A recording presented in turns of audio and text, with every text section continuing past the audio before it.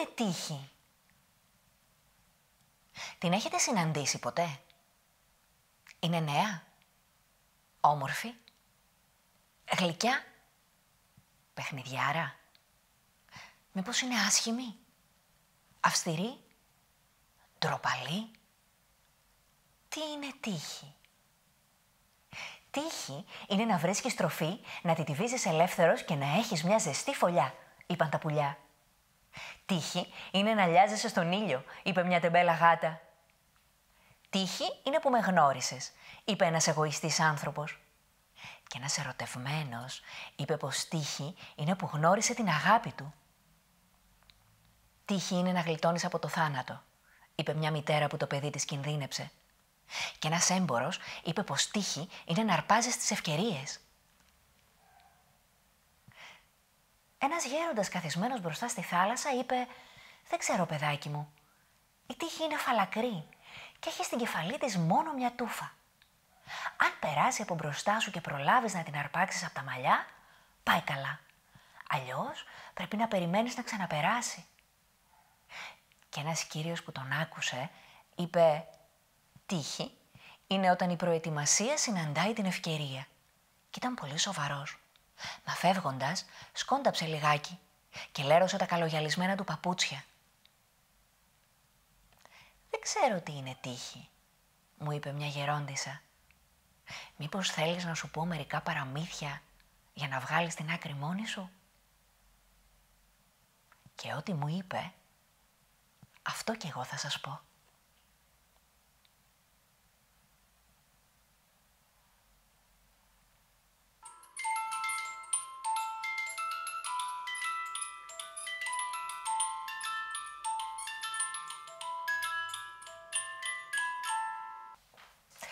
Ζούσε κάποτε ένας ράφτης που έραβε σακιά με μια μεγάλη βελόνα που την έλεγαν σακοράφα. Φτωχός άνθρωπος και από τη φτώχεια του όλα στραβά του πήγαιναν. Μα ήταν τίμιος και όλη μέρα έραβε και τραγουδούσε. «Μονάχος μου την έκλεισα, μονάχος μου την έκλεισα». Όλη μέρα έραβε και τραγουδούσε. Ένα πρωί πέρασε έξω από το εργαστήριό του ο βασιλιάς. Τον άκουσε να τραγουδάει «Μονάχος μου την έκλεισα, μονάχος μου την έκλεισα» και παραξενεύτηκε. Μα συνέχισε τη βόλτα του. Μερικές μέρες αργότερα έτυχε να ξαναπεράσει και πάλι τον άκουσε να τραγουδάει «Μονάχος μου την έκλεισα, μονάχος μου την έκλεισα». Τότε χτύπησε την πόρτα του εργαστηρίου και σαν τον είδε ο ράφτης, σηκώθηκε με σεβασμό και έβγαλε το καπέλο του. «Σε χαιρετώ, αφέντη μου». «Σε χαιρετώ κι εγώ, καλέ μου φίλε», του είπε ο βασιλιάς. «Θα σε ρωτήσω κάτι, μα θέλω την αλήθεια να μου πεις». «Άμα την ξέρω θα σου την πω», είπε ο ράφτης. «Έχω περάσει 2 φορές από το εργαστήριό σου και εσύ συνεχώς τραγουδάς «Μονάχος μου την έκλεισα, μονάχος μου την έκλεισα». Τι είναι αυτό το τραγούδι που το λες συνέχεια και άλλο δεν λες, παρά μονάχα αυτό?» «Αχ, αφέντη βασιλιά μου, την τύχη μου τραγουδάω και τη μοίρα μου». Μια φορά ζήτησα από το Θεό να μου πει τι έχει η μοίρα μου και όλα στραβά μου πηγαίνουνε. Και εκείνος μου έστειλε ένα όνειρο. Είδα πως ήμουνα σε έναν τόπο γεμάτο από βρύσες. «Τι είναι όλες αυτές οι βρύσες?» αναρωτήθηκα. Και τότε εμφανίστηκε μια κοπέλα και μου είπε πως αυτές οι βρύσες είναι οι τύχες των ανθρώπων. «Και γιατί είναι τόσες πολλές?» είπα εγώ. «Γιατί είναι όσες και οι άνθρωποι», μου απάντησε. «Και αφού ξέρεις τόσα πολλά, για πες μου, ποια είναι η δικιά μου η τύχη?» της είπα. Και εκείνη μου έδειξε μία βρύση που έσταζε πολύ πολύ αργά. «Αν θέλεις να κάνεις κάτι για να αλλάξεις την τύχη σου, πρέπει να βιαστείς», μου είπε εκείνη. Και τότε εγώ έψαξα να βρω ένα ξυλαράκι για να την ξεβουλώσω. Βρήκα και πήγα να την ξεβουλώσω και προσπάθησα και σαν ήταν έτοιμη να ξεβουλώσει και να αρχίσει να τρέχει, τότε το ξυλαράκι έσπασε και έμεινε μέσα στον κρουνό. Και από εκείνη τη στιγμή η βρύση άρχισε να στάζει ακόμα πιο αργά. Ξύπνησα τρομαγμένος. Και από εκείνη την ημέρα τραγουδάω «Μονάχος μου την έκλεισα, μονάχος μου την έκλεισα». Καλώς. είπε ο βασιλιάς. Και έφυγε. Και την άλλη μέρα του έστειλε ένα ταψί με μία πίτα. Σαν την είδε ο ράφτης, σκέφτηκε πως μία πίτα δεν μπορεί να χορτάσει 5 στόματα που είχε στην οικογένειά του. Και του ήρθε η ιδέα να την πάει στο μάγειρα και να την ανταλλάξει με ψωμιά και φαγητά. Και έτσι και έκανε. Πήγε στο μάγειρα, άφησε την πίτα και εκείνος του έδωσε ψωμιά και φαγητά. Και τα πήρε και πήγε στο σπίτι του χαρούμενος. Και μόλις έμεινε μόνος του ο μάγειρας, τότε έκοψε ένα κομμάτι από την πίτα γιατί τη λιγουρεύτηκε και τι να δει. Μέσα ήταν γεμάτη από φλουριά. Μερικές μέρες αργότερα, ο βασιλιάς πέρασε πάλι έξω από το εργαστήριο του ράφτη. Και τον άκουσε να τραγουδάει «Μονάχος μου την έκλεισα, μονάχος μου την έκλεισα». Δεν είπε τίποτα, μα την άλλη μέρα του έστειλε ένα ταψί με μία χίνα. Μόλις την είδε ο ράφτης, σκέφτηκε πως μία χίνα πάλι δεν θα τους χορτάσει πολύ καιρό. Και τότε σκέφτηκε να το κάνει όπως την άλλη φορά και να πάει στο μάγειρα και εκείνος να του δώσει πιο πολλά ψωμιά και πιο πολλά περισεβάμενα φαγητά. Και μόλις τον είδε ο μάγειρας, πονηρός καθώς ήτανε, του δώσε πολλά ψωμιά και πολλά περισεβάμενα φαγητά και ο ράφτης έφυγε χαρούμενος. Και ο μάγειρας, μόλις έμεινε μόνος του, ακόμα πιο χαρούμενος, άνοιξε τη χίνα και βρήκε τα φλουριά. Περάσανε πολλές μέρες. Και ο βασιλιάς πέρασε πάλι έξω από το εργαστήριο του ράφτη και τον άκουσε να τραγουδάει «Μονάχος μου την έκλεισα, μονάχος μου την έκλεισα». Τότε χτύπησε πάλι την πόρτα του και τον ρώτησε «Καλέ μου φίλε, τι τα έκανες τα φαγητά που σου έστειλα? Άρχοντά μου, πολύ σε ευχαριστώ. Μεγάλη μου τιμή να μου στείλεις μία πίτα και μία χίνα. Αλλά να ξέρεις, εμείς είμαστε 5 στόματα στο σπίτι και δεν θα μας έφτανε για να χορτάσουμε πολύ καιρό. Τότε τα πήγα στο μάγειρα και μου έδωσε πολλά ψωμιά και πολλά περισεβάμενα φαγητά. Και έχουμε περάσει πολλές μέρες χορτάτη. Πολύ σε ευχαριστώ». «Καλώς», είπε ο βασιλιάς και έφυγε. Και σκέφτηκε πως ίσως θα ήταν καλύτερα να τον αφήσει στην ησυχία του. Μα ήταν καλός άνθρωπος και δεν του πήγαινε η καρδιά.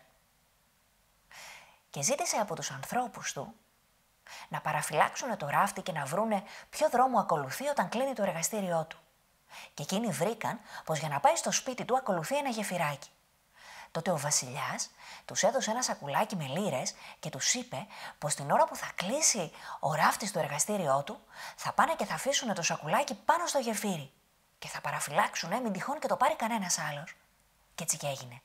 Την άλλη μέρα, την ώρα που κλείδωσε ο ράφτης στο εργαστήριό του, πήγανε οι άνθρωποι του βασιλιά και αφήσανε το σακουλάκι με τις λίρες επάνω στο γεφυράκι.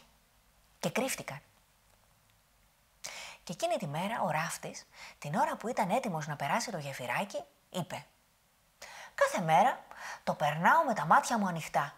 Λοιπόν σήμερα θα το περάσω με τα μάτια μου κλειστά. Τι χειρότερο μπορεί να μου συμβεί? Το πολύ πολύ να πέσω να τσακιστώ και να γλιτώσω και από την τύχη μου». Και έτσι έκανε. Έκλεισε τα μάτια του και πέρασε το γεφυράκι με τα μάτια του κλειστά. Παραλίγο μάλιστα να σκοντάψει πάνω στο σακουλάκι με τις λίρες. Μόλις ξεμάκρυνε, πήρανε οι άνθρωποι του βασιλιά το σακουλάκι και γύρισαν στο παλάτι. Μόλις τους είδε ο βασιλιάς, άρχισε να φωνάζει «Τι το φέρατε πίσω το σακουλάκι, έτσι και έτσι δεν σας είπα?» Έτσι και έτσι έγινε», του είπανε και εκείνοι. Τι να πω, αυτός ο άνθρωπος πράγματι, μονάχος του την έκλεισε την τύχη του. Όμως την άλλη μέρα τον κάλεσε στο παλάτι και του είπε «Βρε άνθρωπε του Θεού, εγώ σκέφτηκα να σε πλουτίνω, μα εσύ πράγματι μονάχος σου την έκλεισες την τύχη σου. Εγώ μέσα στην πίτα και μέσα στη χίνα σου είχα βάλει λίρες και εσύ καλά έκανες και τις αντάλλαξες με ψωμιά και φαγητά που σου έδωσε ο μάγειρας. Μα καλέ μου άνθρωπε, τι σου ήρθε να περάσεις το γεφυράκι με τα μάτια σου κλειστά? Εγώ εκεί πάνω σου είχα αφήσει ένα σακουλάκι με λίρες και εσύ παραλίγο να το πατήσεις». Και τότε ο ράφτης κούνησε το κεφάλι του και είπε «Τα βλέπεις, βασιλιά μου, μονάχος μου την έκλεισα την τύχη μου και μάλλον δεν αλλάζει». Μα ο βασιλιάς Ήταν δίκαιος άνθρωπος και ζήτησε να του φέρουν μπροστά του το μάγειρα και τον μάλωσε πολύ. «Βρε κλέφτη και απατεώνα», του είπε, «γιατί όταν είδες πως η Πίτα και η Χίνα είχανε μέσα λίρες, δεν φώναξες στο ράφτη να τις δώσεις πίσω, αφού δικές του ήτανε. Πήγαινε γρήγορα να τις φέρεις, γιατί εγώ τις είχα βάλει εκεί μέσα και αν δεν τις φέρεις όλες θα τιμωρηθείς». Και ο μάγειρας έτρεξε και τις έφερε όλες τις λίρες. Και ο βασιλιάς μάζεψε τις λίρες που είχε βάλει μέσα στην Πίτα και εκείνες που είχε βάλει μέσα στη Χίνα και εκείνες που είχε βάλει μέσα στο σακουλάκι επάνω στο γεφυράκι και τις έδωσε όλες στο ράφτη και τον ορμήνεψε από εκείνη την ημέρα να έχει τα μάτια του ανοιχτά. Και πράγματι, εκείνος φρόντισε με αυτές τις λίρες το εργαστήριό του και φρόντισε την οικογένειά του και φρόντισε να έχει τα μάτια του ανοιχτά. Και από εκείνη την ημέρα η τύχη του άλλαξε.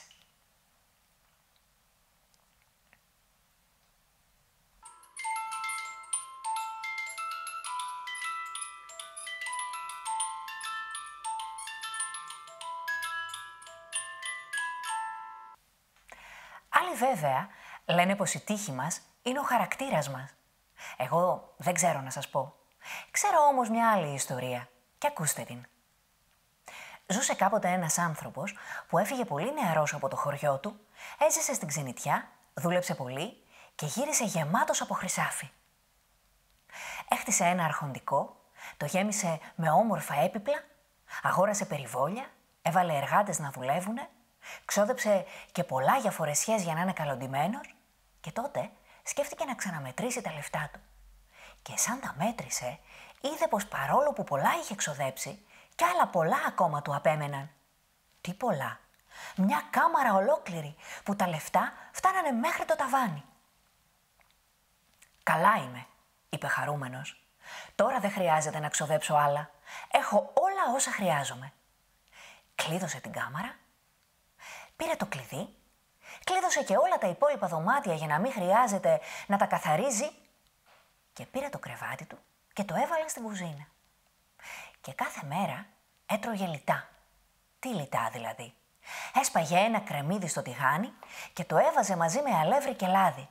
Λάδι τις Κυριακές, γιατί τις καθημερινές το έβαζε μόνο με νερό. Καμιά φορά, άμα ήταν γιορτή, έφτιαχνε και καμιά φακή. Πέρασε ο καιρός και είχε αρχίσει από την πείνα να χάνει το χρώμα του. Τα μάγουλά του είχαν μαζέψει και είχε γίνει σαν φάντασμα.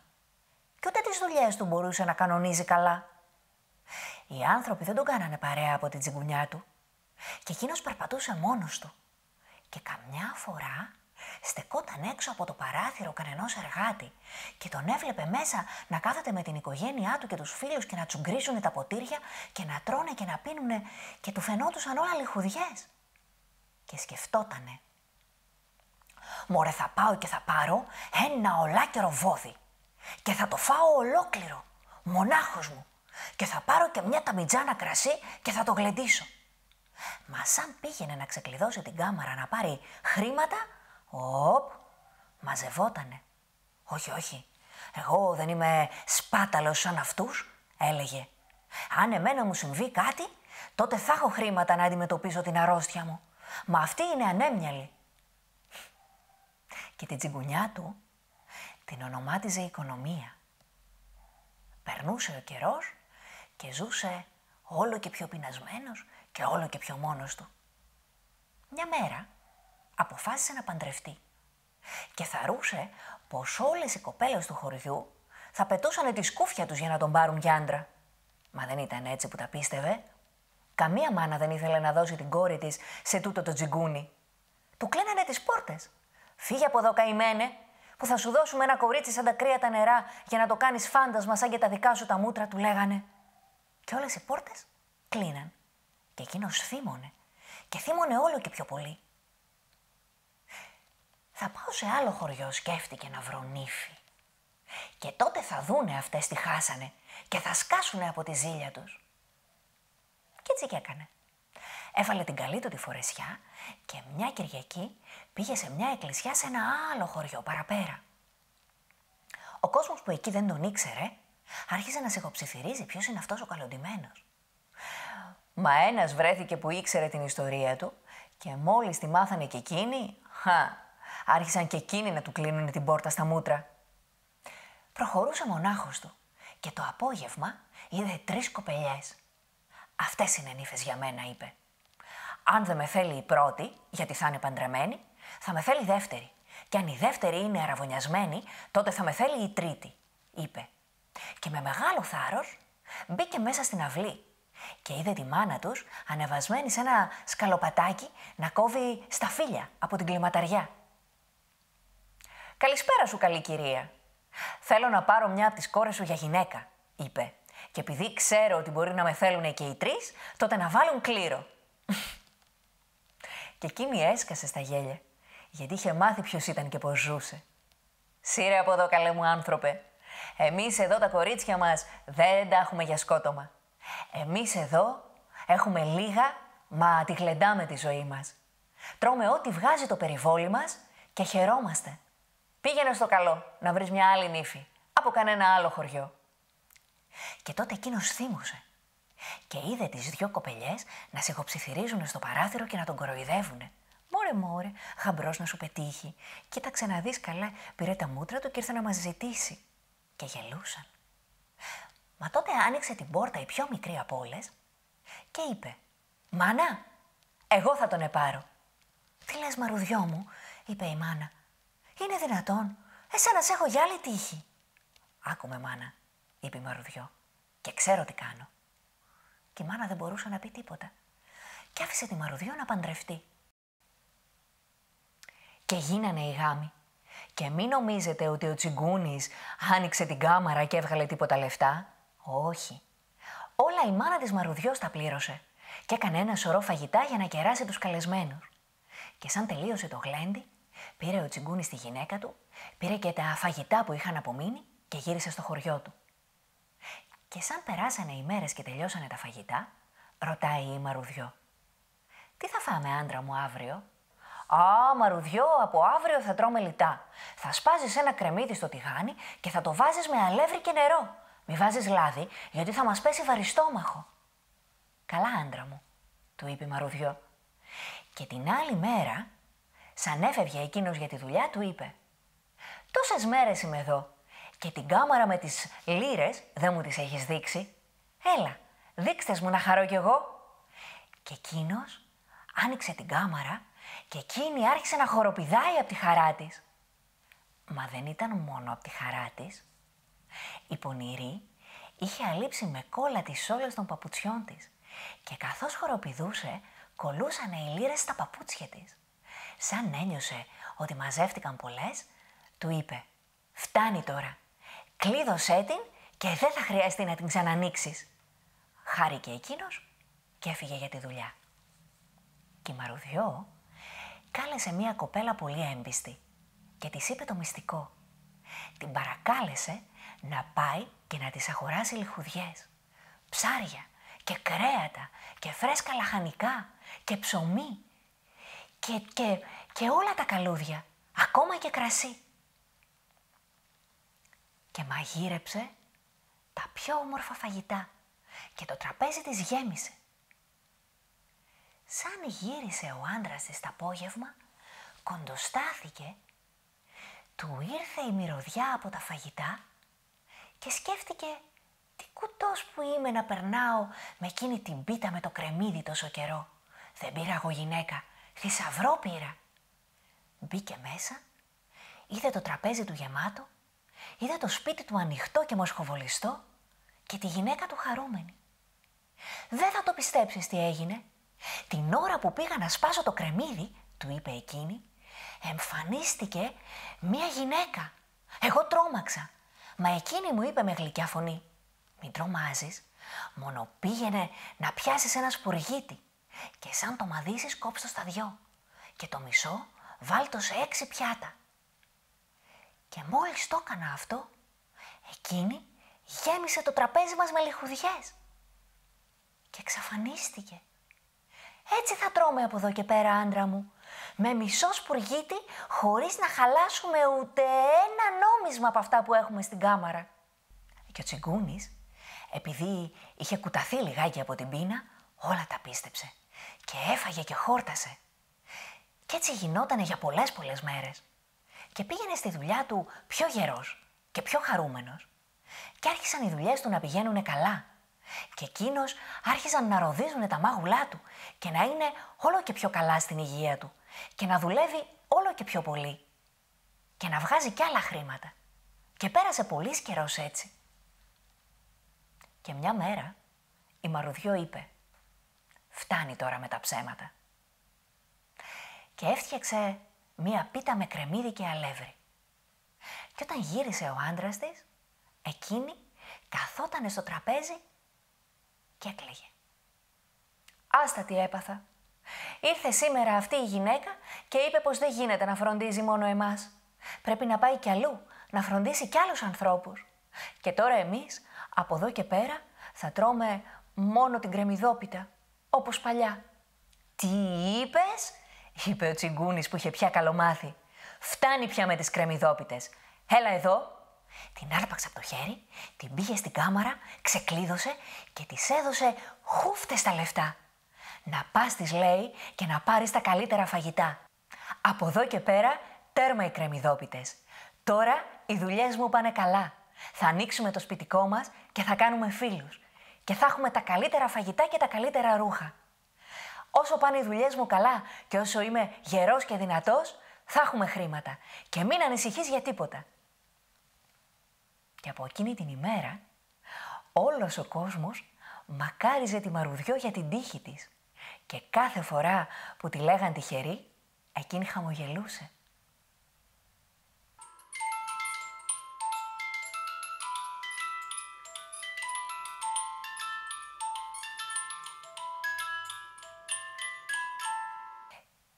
Υπάρχουν και κάποιοι που λένε πως η τύχη βοηθάει τους τολμηρούς.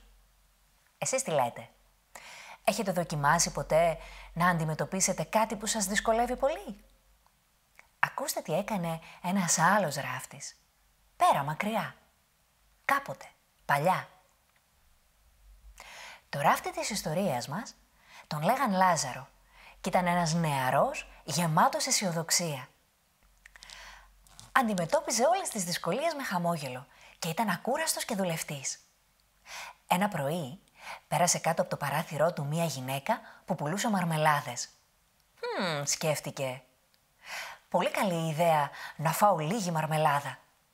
Και τη ζήτησε να ανέβει απάνω για να τις δοκιμάσει. Δοκίμασε και τελικά αποφάσισε να αγοράσει μία μαρμελάδα που έμοιαζε πολύ με τη μαρμελάδα που έφτιαχνε η γιαγιά του. Σαν έμεινε μόνος, άνοιξε το ντουλάπι, έκοψε 2 μεγάλες φέτες ψωμί και άλυψε τη μαρμελάδα. «Α», είπε, «το καλύτερο απ' όλα θα ήταν να περιμένω να τελειώσω τη δουλειά μου και να την απολαύσω μετά». Και έτσι έκανε. Άφησε το πιάτο με τη μαρμελάδα λίγο πιο πέρα και συνέχιζε να ράβει. Έραβε ακόμα πιο γρήγορα για να προλάβει να φάει. Μα οι μύγες άρχισαν να επισκέπτονται τη μαρμελάδα του.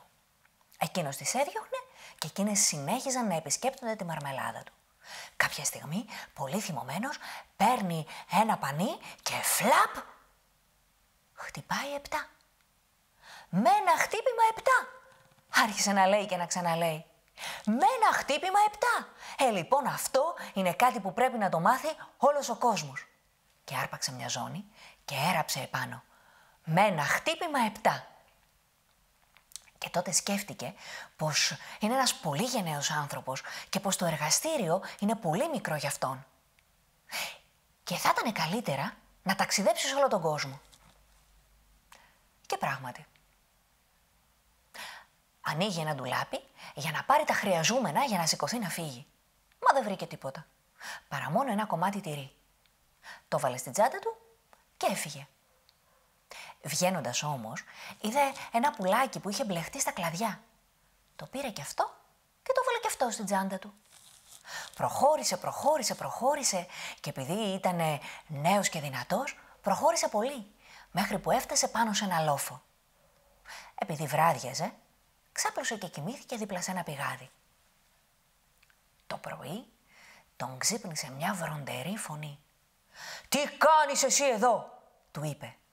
Και εκείνος, επειδή θύμωσε πάρα πολύ που τον ξύπνησαν έτσι άγαρμα, σηκώθηκε, στήθηκε στα πόδια του και είπε: «Να σου πω, ποιος είσαι εσύ που με ξυπνάς με αυτόν τον τρόπο? Για κοίτα τι γράφει εδώ, με ένα χτύπημα 7».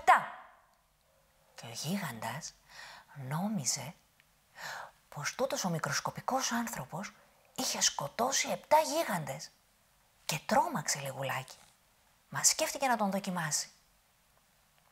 «Για να σου πω», του λέει, «εγώ μπορώ να πιάσω αυτή την πέτρα και να τη στύψω. Για κοίτα με καλά-καλά». Και άρπαξε την πέτρα και την έκανε κομματάκια. «Εσύ μπορείς?» του λέει του Λάζαρου. «Αν μπορώ», λέει, «για κοίτα με καλά-καλά». Και πιάνει ο Λάζαρος το τυρί που είχε μέσα στην τσάντα του, το πιάνει στα χέρια του και εκείνο άρχισε να λιώνει. Τρόμαξε ο γίγαντας. Μα σκέφτηκε να του βάλει άλλη μια δοκιμασία. Παίρνει την πέτρα και την πετάει πολύ πολύ ψηλά. Τόσο ψηλά που έκανε ώρα να ξαναπέσει. «Εσύ μπορείς», του λέει, «να την πετάξεις τόσο ψηλά την πέτρα?» «Αν μπορώ, για κοίτα με προσεκτικά», του λέει ο Λάζαρος. Και βγάζει το πουλάκι που είχε κρυμμένο μέσα στην τσάντα του και το πέταξε ψηλά. Και εκείνο άρχισε να φτερουγίζει, γιατί χάρηκε που βρήκε την ελευθερία του και εξαφανίστηκε. «Η δική σου η πέτρα», λέει ο Λάζαρος του γίγαντα, «γύρισε πίσω στο έδαφος, ενώ η δικιά μου ακόμα ψηλά πάει». Σαν τ' άκουσε αυτό ο γίγαντας, σκέφτηκε πως το καλύτερο απ' όλα θα ήταν να γίνουνε φίλοι. Και του πρότεινε να πάει να μείνει στο σπίτι του, μαζί με τα αδέλφια του. Και εκείνος, αφού ήταν αποφασισμένος να γυρίσει τον κόσμο, δέχτηκε. Ο γίγαντας μίλησε στα αδέλφια του για τον Λάζαρο και εκείνοι σκέφτηκαν πως είναι καλή ιδέα να έχουν φίλο κάποιον τόσο γενναίο και δυνατό. Σαν περάσανε οι μέρες, είπανε οι γίγαντες του Λάζαρου πως τις δουλειές πρέπει να τις μοιράζονται και του δώσαν έναν ασκό να πάει να φέρει νερό από το πηγάδι. Ο καημένος ο Λάζαρος ούτε αδιανό δεν μπορούσε να τον κουβαλήσει. Μα τι να κάνει, τον φορτώθηκε και πήγε στο πηγάδι. Περνούσε η ώρα και εκείνος πού να γυρίσει. Πήγε λοιπόν ένας γίγαντας για να δει τι γίνεται και τον είδε το Λάζαρο να σκάβει γύρω-γύρω από το πηγάδι. «Τι κάνεις εκεί?» του λέει. «Άκου να σου πω, δεν μπορώ εγώ να χάνω τον καιρό μου και μέρα παραμέρα να έρχομαι να γεμίζω νερό από το πηγάδι, θα το κουβαλήσω μια και καλή». «Όχι, όχι», του είπε ο γίγαντας, «δεν γίνεται αυτό που λες, άστο καλύτερα, δεν θα έρχεσαι εσύ, θα ερχόμαστε εμείς να φέρνουμε νερό». Και έτσι ο Λάζαρος τη γλίτωσε. Μια άλλη μέρα περπατούσανε στο δάσος και είδανε γερμένο ένα δέντρο. «Για βοήθησέ με», λέει ο γίγαντας, «πρέπει να το μεταφέρουμε αυτό στο σπίτι μας». «Βεβαίως», λέει ο Λάζαρος, «πιάσε εσύ τον κορμό και θα πιάσω εγώ τα κλαδιά που είναι πιο πολλά και πιο βαριά». Παίρνει λοιπόν ο γίγαντας τον κορμό και πάει μπροστά, κάθεται και ο Λάζαρος στα κλαδιά και αρχίζει και σφυρίζει. Και τότε ο γίγαντας τον κουβάλισε μέχρι το σπίτι. Λίγο πριν φτάσουν, πετάχτηκε ο Λάζαρος από τα κλαδιά, τα άρπαξε και έκανε πως τα κουβαλάει. Περνούσανε οι μέρες και οι γίγαντες είχαν αρχίσει λίγο να τρομάζουν με τον Λάζαρο και θέλησαν να τον ξεκάνουν. Αποφάσισαν λοιπόν ένα βράδυ που θα κοιμάται να τον βγάλουν από τη μέση. Και του είπανε να αλλάξει κρεβάτι. Ο Λάζαρος πονηρός καθώς ήταν, εκείνο το βράδυ στο καινούριο του κρεβάτι δεν κοιμήθηκε. Μόνο έβαλε ένα κούτσουρο και το σκέπασε και πήγε να κοιμηθεί αλλού. Μετά τα μεσάνυχτα πήγε ο πιο δυνατός γίγαντας και άρχισε να χτυπάει το κούτσουρο νομίζοντας πως είναι ο Λάζαρος. Ευχαριστημένος πήγε να κοιμηθεί και την άλλη μέρα νόμιζαν πως τον είχαν ξεφορτωθεί και τότε τον είδαν να εμφανίζεται από μακριά και να ξύνει την πλάτη του. «Δύσκολη νύχτα πέρασα», τους είπε. «Μάλλον ψήλοι ήρθανε και με τσιμπήσανε». Και σαν το άκουσαν αυτό οι γίγαντες, πίστεψαν πως με το Λάζαρο στο σπίτι κινδυνεύουνε πολύ και τα παρατήσανε όλα και σηκωθήκανε και φύγανε. Και τότε ο Λάζαρος έβαλε τα γέλια και πήγε στο σπίτι για να πάρει τα πράγματά του και να συνεχίσει το δρόμο του. Και σαν άνοιξε ένα ντουλάπι για να πάρει τα πράγματά του, βρήκε μέσα ένα σακουλάκι με λίρες που είχαν ξεχασμένο οι γίγαντες. Το πήρε και συνέχισε το ταξίδι του. Και πολύ καιρό μετά γύρισε ξανά στον τόπο του. Και όλοι είχαν να το λένε, γιατί παντού υπήρχε μια ιστορία για την τόλμη του. Και ο Λάζαρος έζησε καλά. Και εμείς καλύτερα.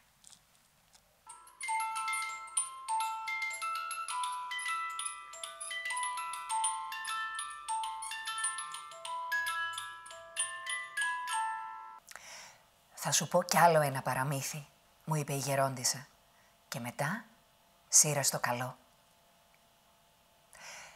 Σε ένα τόπο μακρινό, μια καλή γυναίκα γέννησε ένα όμορφο αγοράκι. Λίγο καιρό μετά όμως, ο άντρας της πέθανε και εκείνη ήταν πολύ φτωχή και δυσκολευόταν να το αναθρέψει μόνη της. Όμως το παιδί είχε γεννηθεί με ένα σημάδι στο κεφαλάκι του και όλοι λέγαν πως ήταν τυχερό. Τόσο τυχερό μάλιστα, που σαν έφτανε 20 χρονών θα παντρευότανε την κόρη του βασιλιά. Λίγο καιρό μετά, πέρασε από εκείνο τον τόπο ο βασιλιάς χωρίς κανένας να τον καταλάβει. Και επειδή κανείς δεν τον κατάλαβε, όλοι του λέγανε τα νέα και του είπανε και για το παιδί που γεννήθηκε τυχερό και που θα παντρευότανε την κόρη του βασιλιά. Μα ο βασιλιάς δεν ήταν καλός άνθρωπος και μόλις άκουσε αυτή την προφητεία, θύμωσε και σκέφτηκε πως θα ήταν καλό να εξαφανίσει αυτό το παιδί. Πήγε λοιπόν και χτύπησε την πόρτα της καλής γυναίκας και της ζήτησε να το πάρει. Εκείνη δεν ήθελε να δώσει το παιδί της, μα εκείνος επέμενε και προσπαθούσε να την πείσει πως μαζί του θα πέρναγε καλά και πως θα μεγάλωνε όμορφα και πως θα είχε ρούχα και σπουδές. Και εκείνη σκέφτηκε πως το παιδί της γεννήθηκε τυχερό και θα τα κατάφερνε και του το έδωσε. Εκείνος όμως δεν είχε καλές προθέσεις και βάλε το παιδί σε ένα κουτί και το έριξε στο ποτάμι. Και το κουτί άρχισε να κυλάει, μα για καλή του τύχη του παιδιού σταμάτησε μπροστά σε ένα νερόμυλο. Και εκείνη την ώρα ήταν εκεί ο Μιλωνάς. Είδε το κουτί και σκέφτηκε πως θα είχε μέσα θησαυρό. Και το πιασε. Και μόλις το άνοιξε, είδε ένα χαριτωμένο μωρό να κουνάει τα χέρια του και να του χαμογελάει. Έτρεξε αμέσως στη γυναίκα του και της είπε πως θα ήταν πολύ ωραίο να το κρατήσουν. Και εκείνη συμφώνησε γιατί δεν είχανε παιδιά. Και το πήραν και το μεγάλωσαν με αγάπη, σαν δικό τους παιδί. Και τα χρόνια πέρασαν. Και σαν το παιδί κόντευε να φτάσει 20 χρονών, έτυχε να περάσει από το νερόμυλο ο βασιλιάς για κυνήγι. Μα έπιασε βροχή και πήγε στο μήλο για να ξαποστάσει και να αλλάξει ρούχα. Μόλις είδε το παλικάρι το θαύμασε. «Τούτο το παλικάρι είναι γιος σας?» ρώτησε. «Έτσι κι έτσι», του είπανε. «Το βρήκαμε σε ένα κουτί, μα τα αγαπάμε και είναι παιδί μας». Και τότε ο βασιλιάς κατάλαβε πως τούτο το παιδί ήταν εκείνο που πολλά χρόνια πριν είχε βάλει στο κουτί για να το εξαφανίσει. Θύμωσε λίγο ο βασιλιάς και σκέφτηκε πως έπρεπε να κάνει κάτι άλλο τούτη τη φορά. Τότε ζήτησε από το παιδί να πάει ένα γράμμα στη βασίλισσα και εκείνο δέχτηκε. Το γράμμα έγραφε πως μόλις φτάσει ο νεαρός στο παλάτι, η βασίλισσα έπρεπε να τον φυλακίσει και να μην τον αφήσει να βγει από τη φυλακή ποτέ. Μα το παιδί δεν το ήξερε. Πήρε το γράμμα και τράβηξε το δρόμο του. Μόνο που χάθηκε και πολύ αργά το βράδυ, κουρασμένο, χτύπησε την πόρτα ενός σπιτιού. Μια καλή γυναίκα του άνοιξε, μα του είπε να φύγει, γιατί εκείνο το σπίτι ήταν σπίτι ληστών και οι ληστές δεν θα χαίρονταν καθόλου σαν τον έβλεπαν εκεί μέσα. Μα το παιδί ήταν τόσο κουρασμένο που της είπε «Δεν με νοιάζει, εγώ εδώ θα κοιμηθώ και θα συνεχίσω το δρόμο μου αύριο, να πάω στη Βασίλισσα αυτό το γράμμα». Και σαν κοιμήθηκε, ήρθαν οι ληστές και θύμωσαν που είδαν ένα ξένο μέσα στο σπίτι τους. «Ποιος είναι αυτός και τι δουλειά έχει εδώ?» Και η γυναίκα είπε στους ληστές πως τούτος ο νεαρός πήγαινε ένα γράμμα στη Βασίλισσα και εκείνοι από περιέργεια άνοιξαν να το διαβάσουν και τον λυπήθηκαν και άλλαξαν το γράμμα και έγραψαν «Μόλις πάει ο νεαρός στο παλάτι, η Βασίλισσα να τον παντρέψει με την κόρη της». Την άλλη μέρα το πρωί πήρε ο νεαρός το γράμμα, έφτασε στο παλάτι, το έδωσε στη Βασίλισσα και εκείνη τον πάντρεψε με την κόρη της με χαρές και πανηγύρια. Και επειδή ο νεαρός ήταν καλόκαρδος και ευγενικός, η Βασιλοπούλα τον αγάπησε και ζούσαν καλά μαζί. Μέχρι που ο βασιλιάς γύρισε και μόλις είδε τον νεαρό παντρεμένο με την κόρη του, θύμωσε πάρα πολύ. «Τι έκανες?» είπε στη Βασίλισσα. «Εγώ δεν έγραφα αυτά στο γράμμα, άλλα έλεγα». Και εκείνη του έδειξε το γράμμα. Και εκείνος φαντάστηκε πως κάτι θα είχε γίνει και ρώτησε τον νεαρό. «Δεν ξέρω», του είπε εκείνος θαρετά. «Ίσως να το άλλαξαν οι ληστές όταν έμεινε εκείνο το βράδυ στο σπίτι τους. Αν νομίζεις πως θα σ' αφήσω παντρεμένο με την κόρη μου, είσαι πολύ γελασμένος», είπε ο βασιλιάς. «Να πας και να μου φέρεις 3 χρυσές τρίχες από το κεφάλι του γίγαντα. Μόνο έτσι θα μείνεις παντρεμένος μαζί της». Και εκείνος χαμογέλασε. Και επειδή εκτός από ευγενικός και καλόκαρδος ήταν και θαραλέος, συμφώνησε και ξεκίνησε να πάει να βρει το γίγαντα. Προχώρησε πολύ και έφτασε σε μία πόλη που είδε ανθρώπους μαζεμένους στην πλατεία. «Ποιος είσαι και από πού έρχεσαι?» τον ρώτησαν. «Γυρνάω πόλεις και χωριά. Βλέπω πολλά και μαθαίνω περισσότερα», είπε εκείνος.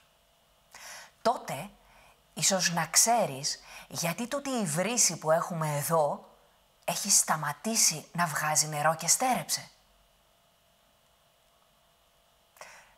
«Θα βρω ένα σοφό άνθρωπο, θα τον ρωτήσω και θα έρθω να σας πω», είπε εκείνος.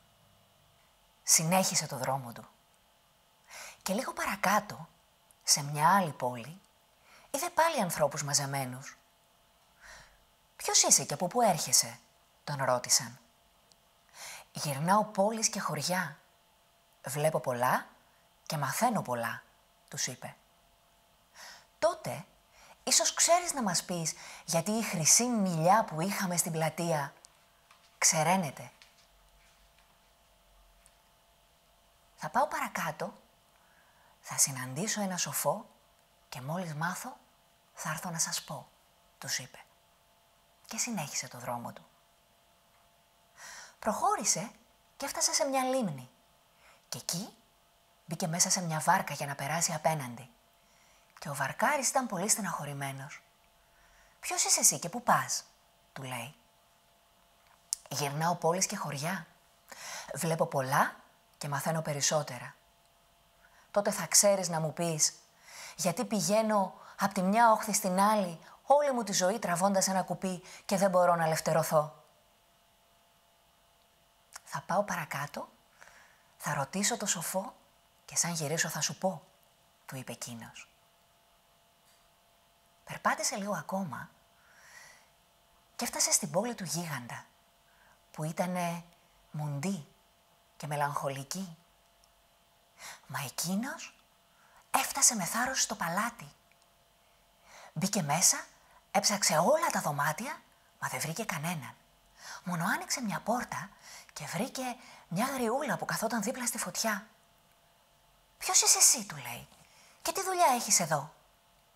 «Θέλω 3 χρυσές τρίχες από το κεφάλι του γίγαντα», είπε με θάρρος. «Καημένο μου παιδί, κινδυνεύεις», του είπε εκείνη, «και πρέπει γρήγορα να φύγεις». «Δεν θα φύγω», της είπε ο νεαρός, «γιατί αν φύγω, τότε θα χάσω τη γυναίκα που αγαπώ». Και εκείνη τον συμπάθησε. Και επειδή ήταν μάγισσα, τον μεταμόρφωσε σε μυρμηγκάκι και τον έβαλε στην τσέπη της. Και εκείνος της είπε, «Είσαι καλή γυναίκα και μπορεί να ξέρεις να μου απαντήσεις σε αυτά που θα σε ρωτήσω. Γιατί έχει στερέψει η βρύση που έτρεχε πολύ νερό και γιατί η χρυσή μιλιά ξεραίνεται και γιατί εκείνος ο βαρκάρης δεν μπορεί να ελευθερωθεί, μόνο τραβάει κουπί σε όλη του τη ζωή?» «Περίμενε», του λέει, «και ακού προσεκτικά τι θα πει ο γίγαντας όταν γυρίσει». Και ο γίγαντας γύρισε και ήταν πολύ θυμωμένος και άρχισε να γυρνάει τα δωμάτια και να φωνάζει «Ανθρώπινο κρέας μου μυρίζει! Ανθρώπινο κρέας μου μυρίζει!» Και η γιαγιά του τον μάλωσε και του είπε «Κάθε φορά τα ίδια λες. Και εγώ είχα καθαρίσει το σπίτι και τώρα εσύ το έκανες άνω κάτω. Μόνο κάτσε να φας και άστα αυτά». Και εκείνος έκατσε και έφαγε.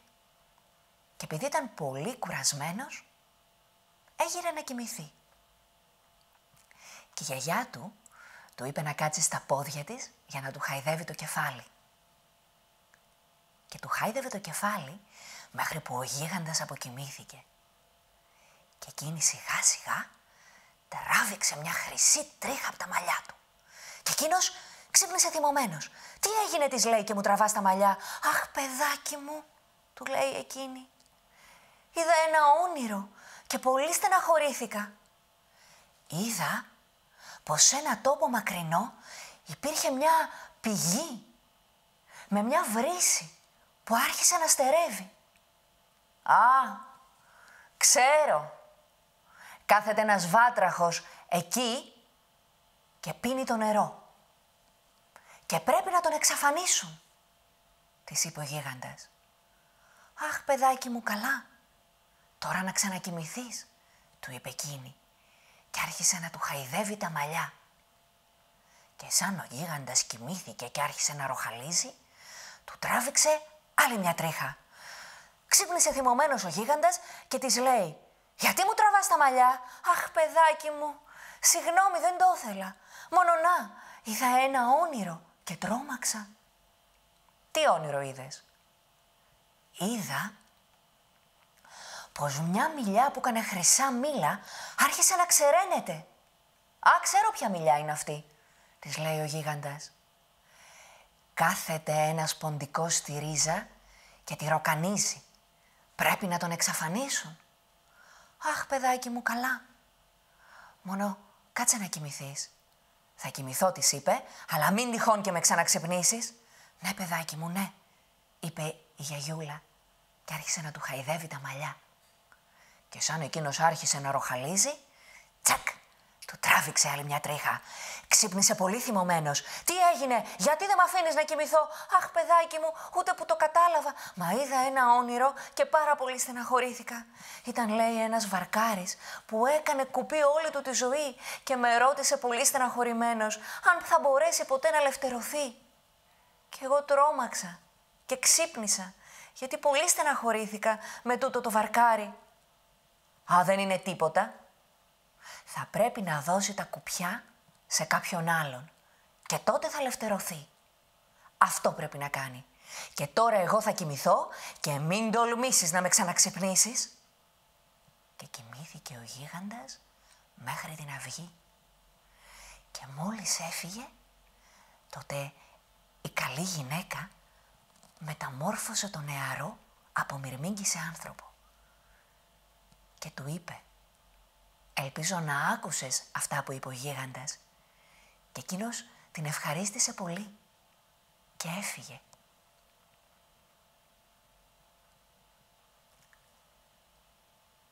Προχώρησε κρατώντας τις 3 χρυσές τρίχες, πολύ χαρούμενος. Έφτασε ξανά στη λίμνη και είπε του βαρκάρι: «Παίρνα με απέναντι και εγώ θα σου πω τι πρέπει να κάνεις». Και σαν πέρασε την απέναντι όχθη, του είπε: «Θα πρέπει να δώσεις τα κουπιά σε κάποιον άλλον». Και έφυγε. Προχώρησε πολύ και έφτασε στην πόλη που η μιλιά ξερενόταν και είπε στους ανθρώπους ότι εκεί στη ρίζα είναι ένας ποντικός που τη ροκανίζει και πρέπει να τον εξαφανίσουν. Και εκείνοι βρήκαν τον ποντικό και τον εξαφάνισαν. Και τότε η μιλιά άρχισε να βγάζει ξανά χρυσά μήλα και οι άνθρωποι ενθουσιάστηκαν και τον γέμισαν με χρυσάφι. Και εκείνος πήρε το χρυσάφι και συνέχισε το δρόμο του. Και προχώρησε και έφτασε στην άλλη πόλη. Και σαν τον είδανε οι άνθρωποι, τον ρώτησαν αν έμαθε τι να κάνουν με την πηγή. Και εκείνος τους είπε για το βάτραχο. Και οι άνθρωποι τον βρήκαν και τον εξαφάνισαν. Και τότε η πηγή και η βρύση άρχισαν να τρέχουν με τρεχούμενο νερό. Και οι άνθρωποι χάρηκαν πολύ και τον γέμισαν χρυσάφι. Και εκείνος έφτασε στο παλάτι πολύ χαρούμενος, γεμάτος με χρυσάφι και κρατώντας τις 3 χρυσές τρίχες από το γίγαντα. Μόλις τον είδε ο βασιλιάς, δεν χάρηκε και πολύ. «Δεν περίμενα πως θα γυρίσεις», του είπε. Και εκείνος του έδωσε χαμογελαστός τις 3 χρυσές τρίχες. «Αφού τις έφερες, τότε θα κρατήσω το λόγο μου και θα σε αφήσω παντρεμένο με την κόρη μου», του είπε. «Μα θέλω να μου πεις πώς κατάφερες και γύρισες με τόσο πολύ χρυσάφι». Του είπε ο νεαρός. Και ο βασιλιάς, έτσι όπως ήταν άπλιστος και κακός, του είπε πως θα πάει και εκείνος να φέρει χρυσάφι. «Να πας», του είπε ο νεαρός, «μόνο πρόσεχε το βαρκάρι». Έφυγε ο βασιλιάς. Και εκείνος ζούσε ευτυχισμένος με τη γυναίκα του, τη Βασιλοπούλα. Και ο βασιλιάς τράβηξε τον ίδιο δρόμο που είχε τραβήξει το παλικάρι και έφτασε στη λίμνη. Μα ξέχασε τη συμβουλή του. Και μόλις έφτασε στην απέναντι όχθη, του δώσε τα κουπιά ο βαρκάρης και βγήκε στη στεριά. Και ο βασιλιάς έμεινε με τα κουπιά στα χέρια και άρχισε να πηγαίνει τον κόσμο από τη μια όχθη στην άλλη, χωρίς να μπορεί ποτέ να αφήσει το κουπί. Και ακόμα και τώρα που μιλάμε, ίσως ο βασιλιάς κρατάει τα κουπιά και πηγαίνει ανθρώπους από τη μια όχθη στην άλλη. Και εκείνο το αγόρι, με το σημάδι στο κεφάλι του, ζει χαρούμενο και ευτυχισμένο, δίπλα στη Βασιλοπούλα που τον αγαπάει πολύ.